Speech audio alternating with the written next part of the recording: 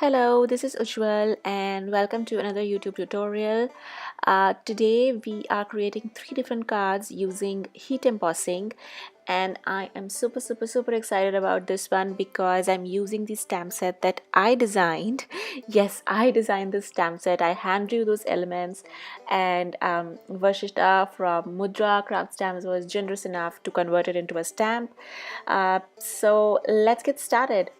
For the first card, I want the simplicity of the stamp set to speak out. So we are going to keep it really simple and let the stamp do all the work.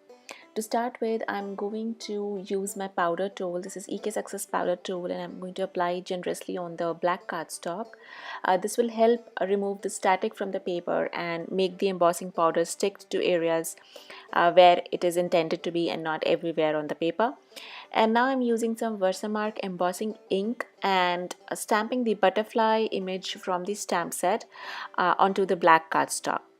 Now, since this image is so detailed, it stands out beautifully on its own. You can use a colored cardstock, or you could emboss it onto white and then color it in, and it'll still look so beautiful. And now I'm using the zinc embossing powder from American Crafts. The color is butter and it is my current favorites. It is just so pretty, and you can see the image. It is detailed and yet has open areas for you to play with. And I'm just using my heat gun to heat set it. And next we are going to fuzzy cut the image.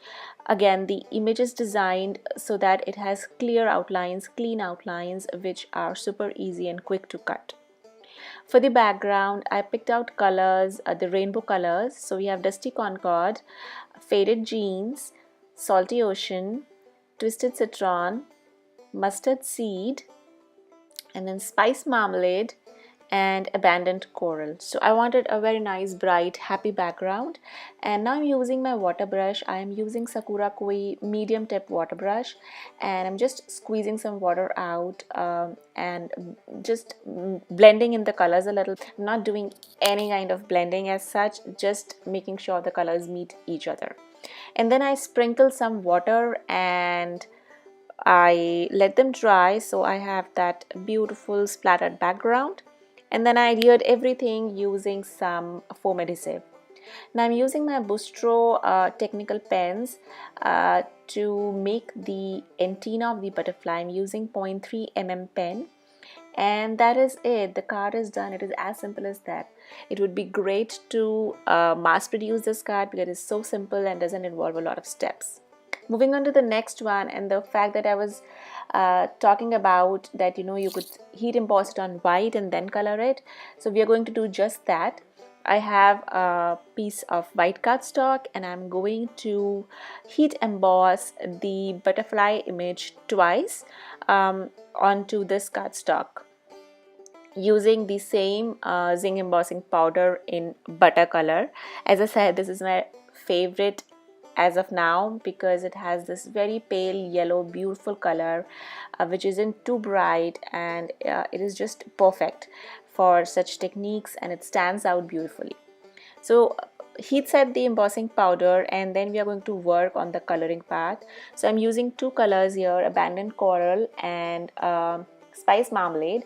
So Abandoned Coral, the darker color of the two, goes towards the center, and Mustard Seed, I'm just spreading it out on the edges of the butterfly wings and just blending a little bit. I'm not doing any special coloring or anything. I'm just covering the embossed butterfly so that it has some color and it shows up onto the white cardstock. And you can see it was so quick and easy to do with a water brush, but you can use a regular paintbrush and a bowl of water as well. Then for the background, I added a little bit of Twisted Citron, and that is it. It was as simple as that. For the sentiment, I'm going to heat emboss the sentiment from the set using the same embossing powder but on a black sheet of paper, so it stands out on the background. And the sentiment says, "May the joy you give follow you always," which is one of my favorite sentiments from the set. And I'm going to adhere everything down on a white card base with some foam adhesive, and that is it. So easy, simple, and it packs a punch. So moving on to the next card, this one I am going to be using the flowers and the leaves from the set, and I'm going to go ahead and heat emboss them a couple of times. I'm stamping with the Versamark embossing powder here, and I'm going to just heat emboss this with another beautiful color. This one is called Rose, and it is also from American Crafts, and it is this very pale, beautiful pastel pink. And I wanted to show you another way to color these images quickly, and that is to use your sponge dauber and distress inks. So it is so effortless and does not take any time to color these images and still make them look beautiful. So I'm using two different colors of ink here. The lighter one is Twisted Citron, and this darker color that I'm using to add some shading is Cracked Pistachio. And you can see that the coloring was really quick. I did not spend a lot of time or effort on coloring these. And same with the flowers. I'm using the purple color Shaded Lilac from the Shaded Lilac Distress ink, and for the center I am using Dusty Concord, which is a darker color of purple, darker shade of purple, and I'm just adding it to the center to make the centers pop out. And now you can see that I have these beautiful colored flowers and leaves all ready to be fuzzy cut. So I've cut them out all, and now we are going to work on the background.